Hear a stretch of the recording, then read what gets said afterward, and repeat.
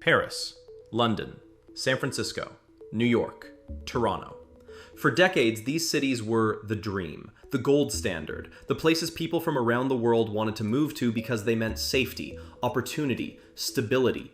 You could walk down the street at night, send your kids to school without worry, leave your car unlocked in some neighborhoods. The social contract worked. Follow basic rules and you're safe. That was the promise of the developed world. Security. Now, tourists are getting mugged in broad daylight in Paris. Stores in San Francisco have security guards at the entrance and everything locked behind plexiglass. London has knife crime that would have been unthinkable 20 years ago. Parts of Philadelphia look like open-air drug markets. Visit any major city subreddit and it's the same story. Is safe anymore? And the comments are all people saying it used to be fine, but now they wouldn't walk there after dark. So how did we get here? That's what this channel is about. Hit subscribe. How did first world safety turn into avoid certain areas and don't make eye contact? Let's be clear up front. Statistically, many of these cities are still safer than they were in the 1970s and 80s. Crime peaked in the early 90s and dropped significantly. But something shifted in the last 5 to 10 years. The feeling of safety disappeared, even if the statistics don't always match the perception. And here's the thing, perception matters. If people don't feel safe, they change their behavior. They avoid certain areas, they don't go out at night, they move to the suburbs. Businesses close. The area actually becomes less safe because everyone who could leave did. So what changed? Let's start with the visible stuff. Retail theft. In the 2010s, several cities effectively decriminalized shoplifting under a certain amount. San Francisco made it a misdemeanor if you steal less than $950 worth of goods. The idea was to reduce mass incarceration for petty crimes. Noble goal, terrible execution, because organized retail crime gangs figured it out immediately. Send in people to steal $949 worth of stuff. No arrest, no prosecution. Do it over and over. Stores started getting hit multiple times a day. Walgreens, CVS, Target, they locked everything behind plexiglass. Basic items like deodorant and toothpaste require an employee with a key. Some stores just closed. Whole neighborhoods lost their pharmacies and grocery stores because theft was so bad it wasn't profitable to stay open. Tourists would visit these famous cities and see people casually walking out of stores with armfuls of stolen goods. Security guards just watching. Nobody stopping them. This wasn't hidden, it was broad daylight, brazen, and the message was clear. There are no consequences. If you've ever been to a store where laundry detergent is locked up like it's jewelry, hit that like button. The algorithm needs to know people are noticing that basic security has collapsed in places that used to feel totally safe. The drug crisis made everything worse. Fentanyl hit in the mid-2010s and it destroyed entire neighborhoods. Overdoses skyrocketed. You can't walk through parts of major cities without seeing people openly using drugs on the sidewalk. Portland decriminalized drug possession in 2020. The intent was to treat addiction as a health issue instead of a criminal one. Again, reasonable idea on paper. In practice, downtown Portland became a disaster. Open drug use everywhere. Homeless encampments took over entire blocks. Businesses fled. Tourists stopped coming. San Francisco's Tenderloin district looks like a zombie apocalypse. People passed out on the street. Needles everywhere. Human feces on the sidewalks. This is a major American city, not a war zone, but tourists couldn't tell the difference. European cities had their own version. Knife crime in London exploded. In 2019, London had more murders than New York City for the first time in modern history. Stabbings became so common, they weren't even news anymore unless they were particularly brutal. Sweden went from one of the safest countries in the world to having grenade attacks and gang shootings. Grenade attacks in Sweden. That sentence should not exist. Transit systems became particularly bad. Subways used to be safe, efficient transportation. Now major cities have no-go train cars where everyone knows to avoid them because they're full of mentally ill or high people acting erratically. Paris Metro has pickpocketing gangs that operate with impunity. They target tourists because tourists won't stick around to press charges. The police know who they are. Everyone knows.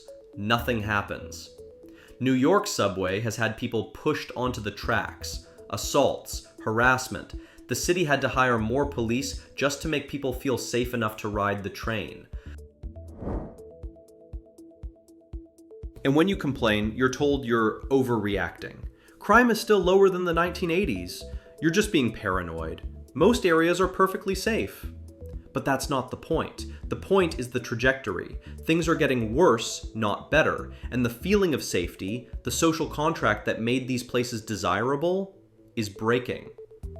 Prosecution policies changed too, and not in ways that helped. Progressive prosecutors got elected in major cities on platforms of criminal justice reform.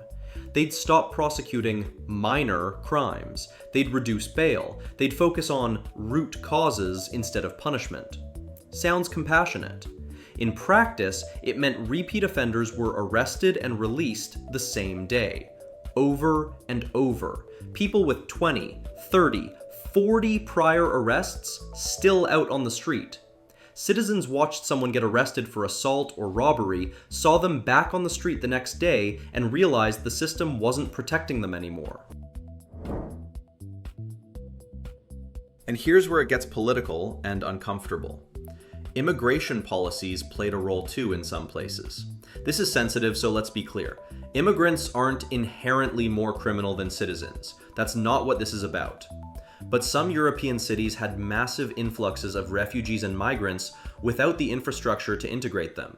You had cultural clashes, language barriers, young men with no jobs and no prospects stuck in camps or low-income housing.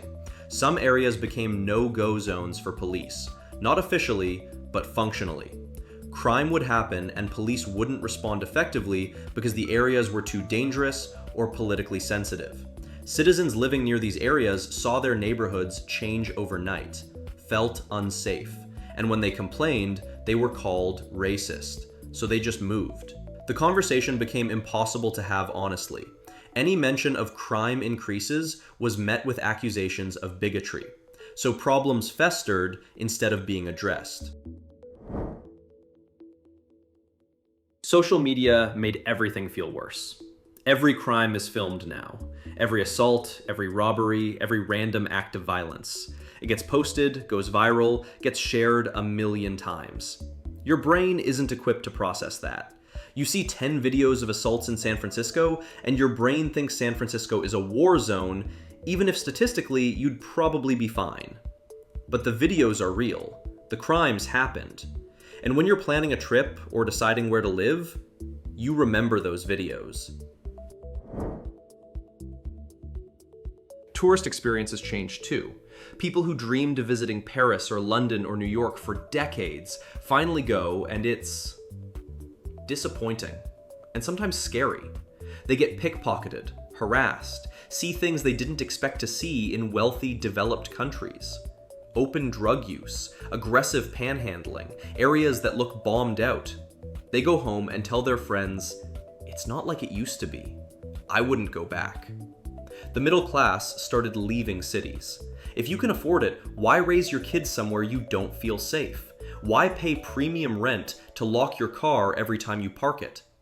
The people who left were replaced by either the very rich, who live in secured buildings with doormen, or the very poor, who have no choice.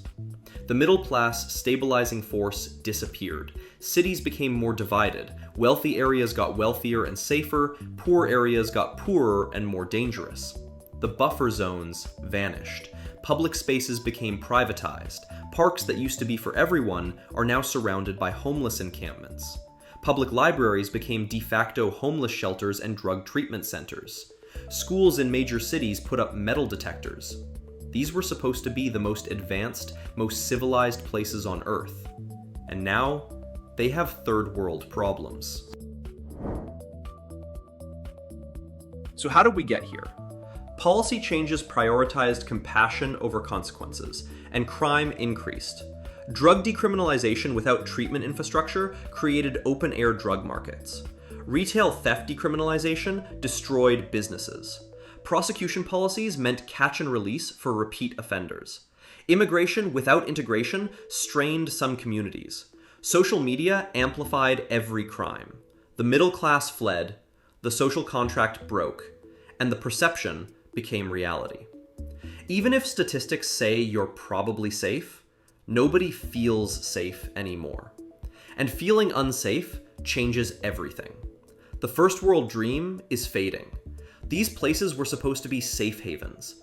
Now they're places people warn you about. Don't go to that neighborhood. Don't take the subway alone. Don't leave anything in your car. That's not the developed world dream. That's just everywhere else. Maybe the real question isn't how we got here. It's whether these cities can get that feeling of safety back. If you've noticed this shift, whether you live in one of these cities or visited one recently and felt the difference, hit that like and subscribe button. We're breaking down every major social change that happened gradually until one day you woke up and the world felt different. And this is one of the biggest ones.